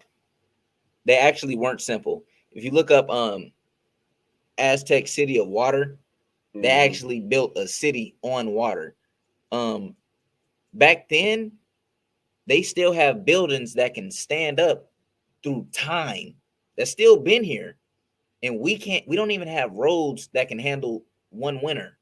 So they actually weren't simple. They had science, they had technology, they had certain math, they had all kinds of things. They was wise master builders. They were actually colder than what we call code today. All this technology is not beneficial. And we got all of this state-of-the-art equipment, but when you come to our town, when you come to our city, all you feel is potholes. That's it. When you go into these towns, it's nothing but potholes. God. America falling. They can't even fund. They don't got enough funds to keep up with these. When I'm talking about inner city. I'm talking about inner city. If you know what that means, then you kind of can understand. Kind of ghettos, whatnot. Of course they got Beverly Hills looking nice, and they got, the downtown area might be cool, but the inner city kids, the inner city streets, buildings, I mean, they decaying. They wasn't built how these other cities was built. Because you got ancient civilizations, you got tombs, you got pyramids, you got boulders. I can't think of the name. They kind of remind me of, the only word I can think of is like the tiki heads. And they kind of chiseled. And they kind of, I can't even think of the island that is on, but I remember learning about it a long time ago. But anyways, you got stuff that even with our state-of-the-art equipment, we still can't explain, Let's see what else we got. She said, I couldn't accept Esau couldn't be saved. Shaking my head. He said, what you think about the jab? I've never taken a jab. Those are my thoughts on that. If you want more in-depth things on that, go to our SOJ Men of Valor page. And Captain, you can find Captain DeBar doing breakdowns on topics like that all the time. It says Esau be putting pig organs in people. I ain't heard that one yet. I don't want no part of that. Bro, I will pull my own organs out and throw him. What our forefathers do? Pulled his organs out and threw him at the Edomites. Me personally, I would rather burn my own organs than give them to the Edomite and let him live longer. Let's see. Where we at? You see any more questions? Is it a sin to listen to rap and R&B if you're not influenced by it while knowing the truth? Where is that at? Oh, T 2020? Mm-hmm. That's touchy. I'm going to put a scripture on it, though. What say ye? A sin? No, I wouldn't call it a sin. I can't say it's a sin either. It might be a sin to some people, though. If you got to be real, you got to have a lot of discernment. That's what I say, too. To know if it's actually influencing you or not. You're not going to be able to just sit here and tell and be like, nah, I'm not influenced. I'm not influenced. You can tell yourself that all day. But, you know, it really just depends on who you are. You know, 1 Thessalonians, I believe, it goes over abstain from all appearance of evil. Because it can lead you to sin, you know. I know when I didn't listen to a lot of rap, when I came into the truth, I didn't listen to it because I didn't like the lyrics, because it was all about killing my brother and stuff. So, you know, I didn't really fool with it. I kind of gradually got back into it a little bit. I'm not really just banging it every day. I'm not listening to nothing like that every day, but sometimes it just don't sit right with my spirit. If I catch myself repeating a song all day, I don't like it. That don't sit right with me. I don't get down with it. So that's just me though. Yeah. I'm going to grab a precept. This is Sirach chapter 37 and verse 27. It says, my son, prove thy soul and thy life, and see what is evil for it, and give not that unto it. So you got to prove your own self. Just like you approve a friend and you see if a friend is actually your friend or if it's beneficial for you, if it's harming you, you got to prove yourself and see if it's good for you or see if it's evil for you. I'm going to read it again. It says, my son, prove thy soul and thy life, and see what is evil for it, and give not that unto it. So if you see something that's affecting you, or it just ain't good for your spirit, it's not really taking you out of the truth, but it's kind of diminishing your flame a little bit. You don't want to give that to your spirit, because like I always say, your spirit is a candle. It's a little flame. It's a little ember, and you got to do whatever you can do to protect it and to stay on fire. Because if that flame go out, you're not in the truth no more. That flame go out, it's literally lights out and you in the darkness. You know, but me personally, I don't listen to rap. I don't see if I listen to worldly music, it's literally Afro music because I like the vibe to it. I don't know what they be saying like that. I will listen to it's a car. I listen to like literally people speaking in Spanish. I can't speak Spanish fluently or nothing, but I like the vibe that it give me, and it's upbeat, and it does something to my spirit and make me want to move and put me in a better spirit. And that's the same thing with Afro music. I like those genres. I like R&B, but I'm not into rap no more. You know, I used to be hard on G Herbo, Kevin Gates, and when I try and revisit them, it don't do me any justice. Like Ahran said, you got weird tunes and melodies and lyrics in your head, and you know, it just don't do me no justice. You know, it's not something I can listen to. It's not something that I can listen to when I'm in a car with my red. It's not something I can listen to when I'm with my little brother, or it's not something I want them to be ready for when they're around me. I'm like trying to protect my household and get my household in order, you know, but occasionally, you know, if I'm with Aharon, we might get on that kind of time like, oh, that's sly. Like, we not really harping on the lyrics because they off, but the flow and the beat, and sometimes it's just smooth, you know. Or if it's that last rep at the gym and I'm with Aharon, you know, we might audio share on the little AirPods and we, you know, bust out the last rep. But me personally, I don't think that's beneficial to my spirit, especially not on No every day. I don't listen to rap often at all. Like, it's literally every blue moon, and anytime I listen to it, it's not because I'm turning it on actually, but it says, for all things are not profitable for all men, neither have every soul pleasure in everything. So everything is not profitable to every man. Like for a long time, Aharon never drunk. Like he never drank alcohol. Same thing with a few of the brothers. It wasn't profitable to them. They didn't like how it made them feel. That's wisdom, that's discretion. And that's how I feel about rap. It's not profitable to my spirit. And it's not necessarily, when I say rap, I'm talking about worldly rappers, because I do like rap. The genre is cool. I like the beats. I like the flows. I like the melodies. I like those things, you know, but it's like, it sounds a lot better when it's people in the truth, you know, because the people, let's just be honest, the people who rapping in the world, they've been bought out. They already done gave over their soul. And when I say soul, I'm talking about their substance, what they stand on. They've been bought out.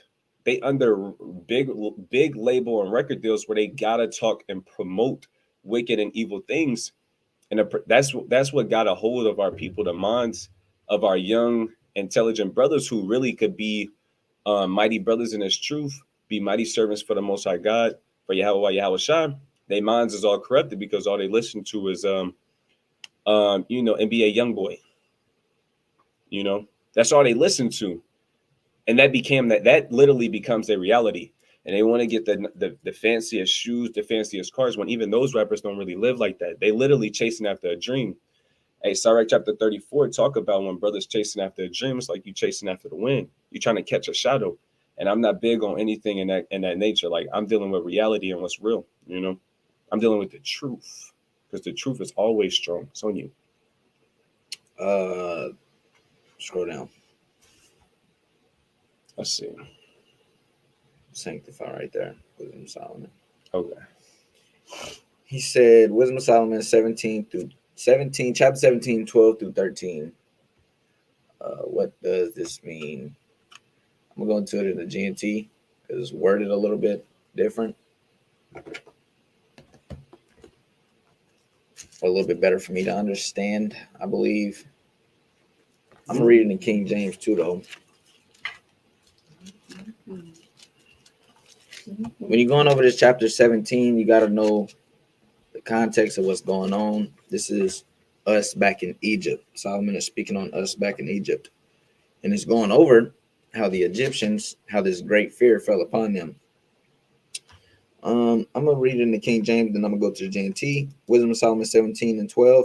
For fear is nothing else but betraying of the succors, which reason offereth.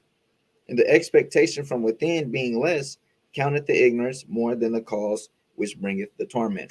All right. Now I'm reading GNT.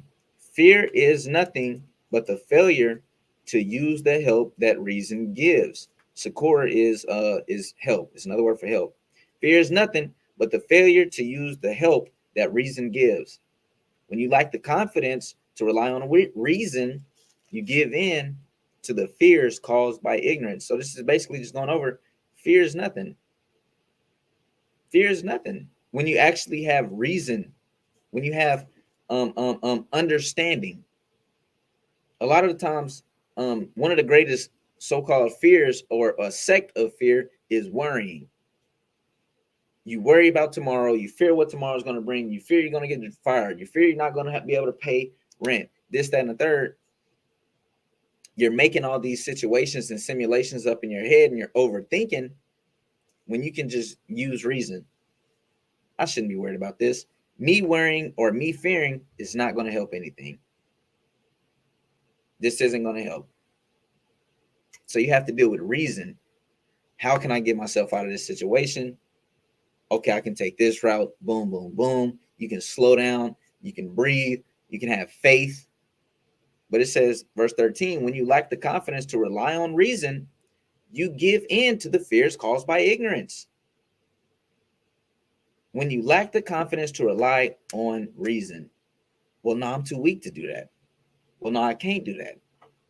Or I can't do this and I can't do that. And then you get tossed into the torment that fear causes. The scriptures say that fear is a torment. It torments you. Everybody knows this. Everybody knows that. This isn't deep. But you're supposed to rely on reason. And what is reason according to the scriptures? Reason is the law, statutes, commandments. Reason is wisdom. Reason is understanding. You're supposed to rely on that.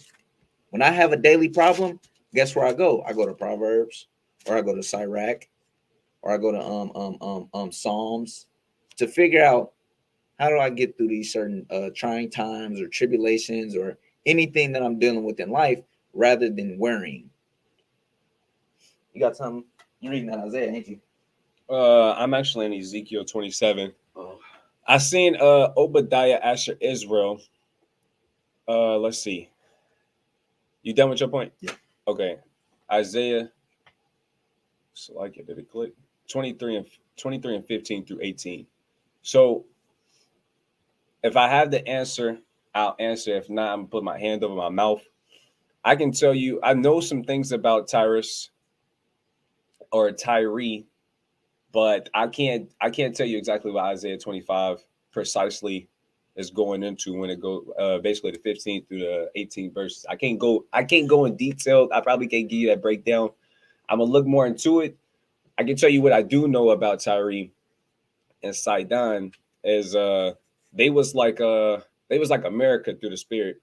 If you got ears to hear, they was big on trading. That's where everybody went to. They was like it was like a port to do like a whole. I'm just read the scripture. This is Ezekiel 27. And I might take you back to Isaiah and elaborate kind of on this point, but as far as going in detail and going line upon line, I'm gonna be honest, I ain't got that, but I'll look into it for you for sure though. So this is Ezekiel 27 and verse 1. It says, the word of the Lord came again unto me, saying, now thou, son of man, take up a lamentation for Tyrus, and say unto Tyrus, O thou that art situate at the entry of the sea. Because if you know anything about geography, you know that Tyre and Sidon is like north of Israel, and they right next to the sea. What sea is that? The Mediterranean, I think. Anyways, it says, which art a merchant of the people for many isles. So the isles going into nations. I can tell you in Genesis chapter 10, I believe, the isles of the Gentiles. When you go to Isaiah chapter 40, it talk about the isles of the Gentiles, being a very little thing. But Tyre and Sidon is where all the nations and the isles would go to do trading and to buy. That's one main thing that I know about Tyre. And that's one main thing that I know that's in reference or a similarity between America and Tyre and Sidon.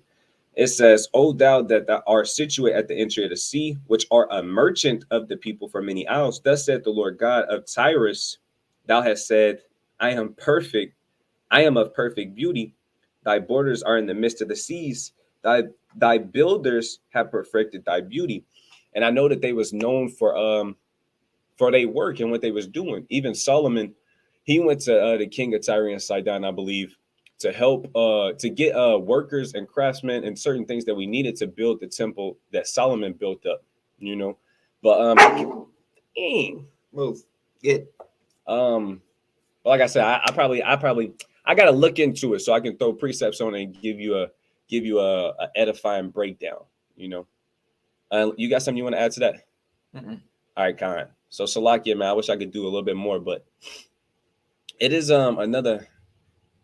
Nah, I just leave it at that for now. I don't want to say nothing. I can't back up. Where we at? Do y'all do music? Salakia, real quick. Let me read this. I didn't read it. Music has been one of the biggest negative influence on our people. If you believe it or not, if you don't think so, they are currently stilling your mind and making your ear dull to the Holy Spirit. Agreed. World music can be spellbinding and brainwashing. I agree with that also. No. Sanctify God in your hearts. I agree with that. Do y'all do truth in the music like Deacon and Gorilla? Remember, you gotta stop throwing stuff. I might got a track or two, but you can't hear it though. Captain the Bar got tracks. Hit him up. It says, damn, that's not a question. So I can't. It's not a question. Is there any questions I'm missing? I don't see no more. Okay. All right, Con. Hey, Lord willing, I can get back to you, Obadiah, on that. I'm definitely gonna look at it, you know, Lord willing, it'll get opened up. I might have to give it to you. You might have a little something on it, you know, and just wanted to see where we was at with it. But yeah, I know Isaiah, he was prophesying about a lot of stuff, and you know, the Lord speaking similar to, so I don't want to say nothing. You know, I got my thoughts about it, but as far as putting going line upon line and breaking it down thoroughly, and me being 100% confident, I don't want to give you nothing that ain't right. But yeah, we've been on here for about 2 hours. That's usually where we start closing up. You got anything? How you feeling? Closing precepts. Let me see. How you feeling? I had cookies right here the whole time. I've been trying my best not to eat them in y'all face because I know Israel wicked. They gonna start coveting, huh? Right. I have to get the rest of these off later. Look like Man. a bunch of them. I mean, it was laws and Q&A, so it makes sense. Get first. Did you have to buy the NLT for the Apocrypha? You talking about the one you're using online? He said, did you have to buy the NLT for the Apocrypha? The one online is the Jnt. Mm-hmm. I just simply look up Apocrypha Jnt. And then it's right here, BibleStudyTools.com. Click it. Then you got, you know, of course, the regular books. Then below all that, you got Tobit, Judith, Esther. This is Wisdom of Solomon. Ben Sirach, which is Ben Sirach, which we call Sirach or Ecclesiasticus. Letter of Jeremiah. That would be known as I believe, Baruch chapter 6. Prayer of Azariah is the song of the three little children. Mm-hmm. History of Susanna, Bel the dragon. First, Second Maccabees, obviously. Brett Manessa, you know. So that's how I get that. I'm not really into making payments. Yeah, that's free. To answer your question, that right there, free. Yeah. Yes, sir. Hey man, y'all know we always have a beautiful time jumping on here and kicking it with the IKM. It's a beautiful time, man. Some exciting times. Am I tripping? Am I not spelling Corinthians right? Yeah, that's good right there. What was first corn? First corn. All right. Corn. This is you gonna close out? You got it. God, this is Galatians chapter 6 and verse 9. Let us not be weary in well doing, for in due season we shall reap if we faint not. Kindness plain upon tables. Always continue in keeping in the law, statutes, commandments. Always, you know, keep it with a right mind, keep it with a right attitude. Is definitely needed in our community. 1 Corinthians 15:58. Therefore, my beloved brethren, be ye steadfast, unmovable, always abounding in the work of the Lord. For as much as ye know that your labor is not in vain in the Lord. So kind of always like to match this up with be rooted and grounded like a tree. Because Satan is definitely out there sifting. He's definitely out there looking to see who he can snatch up and grab. You know, and you don't want it to be you. So kind. And we always end our Shabbat class with these series of precepts and a little exhortation. Let's go. So we ended with a closing precept, chapter 43 and verse 30. It says, when you glorify the Lord, exalt him as much as you can, for even yet will he far exceed. And when you exalt him, put forth all your strength and be not weary, because you can never go far enough.